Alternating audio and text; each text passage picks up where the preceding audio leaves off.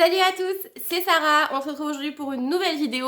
Cette fois-ci, un look total rouge, c'est un look que je fais régulièrement et que j'aime énormément. Donc j'ai décidé de le partager avec vous aujourd'hui et de vous faire une vidéo avec des produits que j'utilise quotidiennement. Alors c'est parti! Donc j'ai commencé par appliquer une brume rafraîchissante, c'est une brume d'eau minérale clairement, parce que j'aime bien rafraîchir mon teint avant d'appliquer le maquillage. Et étant donné que je n'ai plus de base de teint, ma crème de jour fera l'affaire. Donc c'est vrai que j'ai déjà appliqué ma crème de jour. Et du coup on va passer au fond de teint. Le fond de teint, mon fond de teint du moment, c'est le Foundsealer de chez Tarte. Je l'apprécie beaucoup parce qu'il a une haute couvrance, enfin une couvrance en tout cas qui me convient. Un fini qui ne marque pas réellement mes imperfections. Je vais y arriver. Décidément, j'ai vraiment un problème avec la discussion, je crois, depuis le confinement. Je crois que la sociabilité m'a quittée. Donc du coup, je vais l'appliquer avec mon Beauty Blender, enfin mon éponge, c'est pas un Beauty Blender. Du coup, je viens l'appliquer à l'éponge au niveau de tout mon visage. Je vais faire attention à mes cheveux, ne vous inquiétez pas. Vous avez été nombreux à me dire « Oui, t'avais une mèche qui m'a dérangée pendant toute la vidéo la dernière fois. » Oui, bah je sais, excusez-moi. Hein, on peut pas être parfait tout le temps. Hein. En plus, c'était la première, donc... Ok, arrêtez de me juger, merci. En plus, j'ai des bébières. J'ai des bébés cheveux qui sont grave relous. Mais bon, ça va, on fait avec, on s'adapte. Après le fond de teint, on va passer du coup à l'anti-cerne, donc c'est le Shape Tape de chez Tarte toujours. Pour moi c'est mon préféré, c'est l'un de mes préférés. Je l'apprécie énormément parce qu'il a une haute couvrance et je trouve qu'il me dessèche pas du tout le contour des yeux. Comparé à d'autres qui malheureusement ne me conviennent pas du tout. Et du coup, je vais venir le blender avec mon éponge. Donc, rien d'exceptionnel, hein, j'estompe comme toujours mon anti-cerne de la même façon que d'habitude. C'est-à-dire que je viens l'estomper en l'étirant légèrement pour illuminer mes zones de lumière. Mais la couvrance est juste... j'ai même pas les mots. Elle est vraiment parfaite, l'anti-cerne il s'estompe hyper bien, il marque pas du tout les irrégularités, enfin c'est vraiment une pépite, c'est un incontournable en fait celui-ci, on est nombreuses à l'apprécier et de toute façon il a pris sa place, hein, il est arrivé, c'est pareil, il a fait sa place, il s'est posé là, il a dit allez let's go. Après mon anti-cerne, j'ai passé à ma poudre, donc je reprends la Invisible Touch de chez Kiko et je vais l'appliquer au pinceau. Du coup, je viens, comme je vous l'avais dit la dernière fois, j'aime pas du tout le packaging, donc je le mets dans un opercule et ensuite je viens tapoter au niveau de mon visage. Et je tenais aussi à vous préciser pour le fond de teint, c'est un fond de teint qui malheureusement marque. C'est-à-dire que c'est pas que c'est un mauvais fond de teint, pas du tout. C'est qu'en fait, si vous avez vraiment la peau déshydratée, il va vous faire comme si vous peuliez et le fond de teint va se déplacer. On est nombreuses à avoir vu ça lorsqu'on a appliqué, je l'ai vu sur des forums, etc. Après l'avoir acheté. Et c'est vrai que j'avais la peau très déshydratée et forcément le rendu n'était pas du tout joli. Mais après avoir trouvé le soin adéquat à ma peau, honnêtement, j'ai plus rien à lui reprocher. Faut juste vraiment que vous trouviez la perle en gros en termes de soins pour éviter que votre fond de teint ne marque, que ce soit lui ou un autre. De toute façon, faut que vous fassiez vraiment attention aux produits que vous utilisez en termes de soins. Donc une fois avoir appliqué ma poudre, je vais venir faire mon contouring, enfin je vais juste venir réchauffer mon teint. Et pour ça, je viens utiliser du coup la petite palette de chez Serge Louis Alvarez, donc SLA. C'est une palette de contouring dans les teintes olive, c'est ça, peau médium olive. Et vu que j'ai des sous-tons jaunes, je peux pas prendre des bronzers qui soient trop orange, sinon c'est une horreur. Et il a des sous-tons froids, il est vraiment parfait pour moi celui-ci. C'est parti, je viens prendre mon pinceau et je vais l'appliquer du coup comme d'habitude, donc au niveau du creux de ma joue. Je vais faire des mouvements circulaires pour pouvoir estomper la matière. Et je redescends au niveau de ma mâchoire. Vous pouvez aussi faire un contouring de nez si vous voulez. Moi je le fais pas parce que je trouve que c'est une perte de temps. Mon nez il est comme il est de toute façon, donc si vraiment je veux le modifier je ferai de la chirurgie. J'en suis pas arrivée là.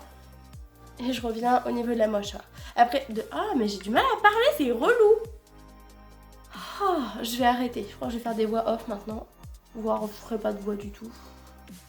Donc du coup voilà, j'ai fini de réchauffer mon teint et ensuite on va passer au blush.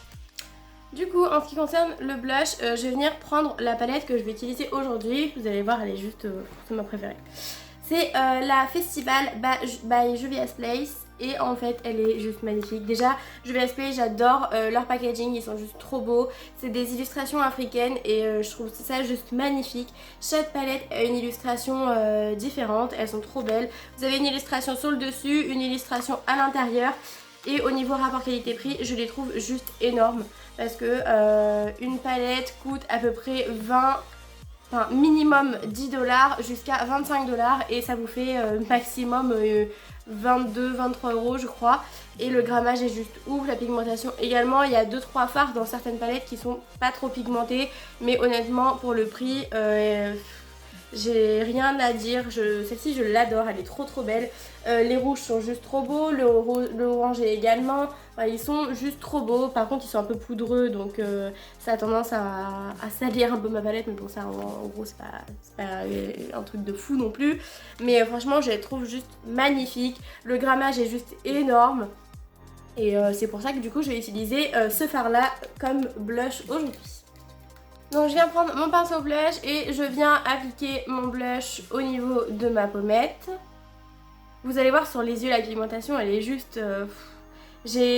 franchement la première fois que j'ai utilisé j'ai fait ok. C'est une amie à moi qui me les a montrés et j'ai dit bon alors on va faire une petite commande.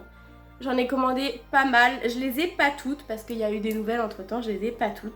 Mais honnêtement j'en fais grave la collection parce que les illustrations elles sont trop belles. Donc pour l'highlighter, je viens prendre l'highlighter de chez Makeup Forever. C'est le Pro Light Fusion que j'entends de dorer.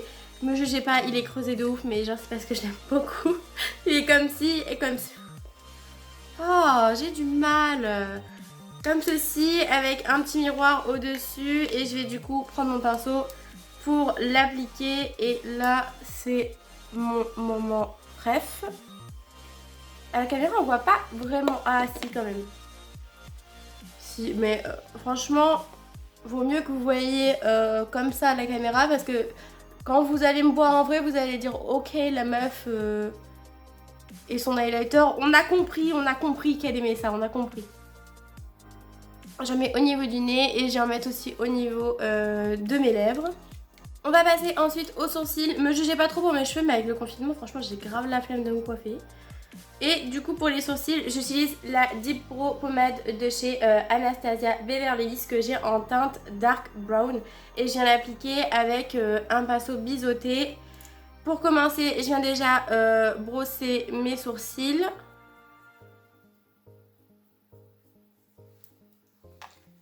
Je vous ai rapproché un peu parce que vous étiez un peu loin. Du coup, je prélève ma pommade à sourcils. Et je viens commencer à ce niveau-ci pour redessiner un peu comme je fais avec le crayon habituellement. Sauf que là, ça marque un peu plus. Enfin, ça marque beaucoup plus. Et en fait, je viens combler les trous et faire des petits poils à ce niveau-ci. Donc voilà, j'ai terminé mes sourcils. Je les ai pas du tout épaissis, hein. Je suis vraiment repassée dessus. Et j'ai comblé les petits trous surtout à ce niveau-là, au niveau de la tête. Ça les a intensifiés. On pourrait croire qu'ils sont plus épais, mais pas du tout. Je repasse vraiment que sur ma ligne, je les épaissis pas trop. Sinon, ça ressemble un peu à des barres de shit. Voilà, on va passer à autre chose. Hein. Voilà, plutôt pas mal. Du coup, on va passer au niveau des paupières. Pour les paupières, donc je vous ai expliqué pour la palette. Et je vais commencer par appliquer le fard qu'on a utilisé comme blush, le Mwangyu, que je vais appliquer dans mon creux de paupière pour faire comme un fard de transition. Du coup, je viens appliquer mon fard dans mon creux de paupière. Je l'étire vers l'extérieur en le remontant légèrement pour ne pas me faire un œil tombant. Chose que j'ai déjà au naturel. Et je viens faire la même chose du coup de l'autre côté. C'est bien important de bien estomper vos fards, hein, sinon votre maquillage va être dégueu. Une fois qu'on en est là, on va venir du coup appliquer une autre couleur. Donc là je vais appliquer le rouge, c'est le fard Isafa juste ici. On va faire quelque chose de pas trop compliqué aujourd'hui. Mais c'est un maquillage en tout cas que je fais assez régulièrement parce que je l'aime beaucoup. Et je viens l'appliquer à ce niveau-ci en oblique.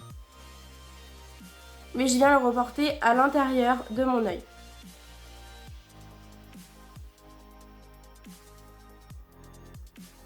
Du coup, j'ai fait l'autre œil, donc je suis venue prendre mon fard, je l'ai appliqué à ce niveau-ci en oblique, également ici, et j'ai au-dessus, dans mon creux de paupière, joint les deux côtés en les estompant. Je rapplique un petit peu de rouge pour l'intensifier, mais comme vous voyez, la pigmentation, elle est là, il n'y a rien à redire. Je vais en rappliquer en fait légèrement, et je vais venir prendre un pinceau propre pour pouvoir estomper mon fard. Je prends donc mon pinceau et je vais venir estomper les bords de mon maquillage. Progressivement, il faut vraiment y aller doucement, il faut être assez patient. Parce que si vous appuyez trop fort, ça va carrément déplacer toute la matière. Et ce qu'on veut, c'est vraiment de dégrader. Je vais me foutre le truc dans l'œil. C'est vraiment de dégrader. Ce que je vous conseille aussi, c'est de garder une petite éponge ou une petite serviette pour pouvoir frotter ensuite votre pinceau qui vous permet d'estomper. Sinon, vous allez rajouter en fait du produit et ça va partir un petit peu partout. Ça fera pas très joli. Ça va vous faire comme des taches en fait. Donc je vous conseille vraiment de bien, à chaque fois que vous voyez que votre pinceau commence à être un petit peu rempli de produit, l'essuyer sur une petite serviette ou quelque chose et ensuite revenir pour estomper. Vous pouvez déjà voir la différence entre celui-ci qui a été estompé et celui-ci qui ne l'est pas. Celui-ci est beaucoup plus joli, beaucoup plus frais on va dire. Et l'autre est beaucoup trop marqué et ça se voit beaucoup. Donc on fait pareil de l'autre côté, donc un petit mouvement circulaire sans trop appuyer. Et je viens faire pareil à ce niveau-ci en l'étirant vers l'extérieur. Appliquer ma base et ensuite je vais venir appliquer le fard blanc irisé juste ici. Qui est le fard Uli. Qui est juste trop beau et il a en plus des reflets un petit peu rosés, donc ça va bien se marier avec le rouge. Et je prends du coup un pinceau plat et je vais en appliquer en fait juste là où j'ai appliqué ma base. Ça va vraiment apporter de la lumière à mon maquillage pour apporter vraiment un volume à ma paupière, enfin un volume, comment vous dire, ça va vraiment apporter de la lumière au centre de mon make-up. Et ensuite je viens du coup l'estomper un petit peu avec le rouge. Je reprends un petit peu de rouge pour estomper les deux ensemble pour pas que ça fasse vraiment une tache. J'ai donc terminé d'apporter ma touche de lumière et maintenant je vais venir éclairer, enfin illuminer mon coin interne. Et je vais prendre le fard qui est juste ici, qui est un doré. Je vais le prendre avec un tout petit pinceau et je viens l'appliquer à l'intérieur dans mon coin interne en fait. Je viens bien évidemment l'estomper avec mon rouge, que ça ne fasse pas une grosse tache. Et je le redescends un petit peu à ce niveau-ci pour illuminer. Et je viens faire mon ras de cils inférieur. Pour cette vidéo, vous l'avez compris, je viens faire un total look rouge. Donc je reprends oh mon dieu. Je viens reprendre le rouge du départ et je viens l'appliquer au niveau de mon coin. Vous voyez, j'ai un problème. Je viens l'appliquer au niveau de mon ras de cils. Je l'estompe bien évidemment. Je viens faire pareil de l'autre côté.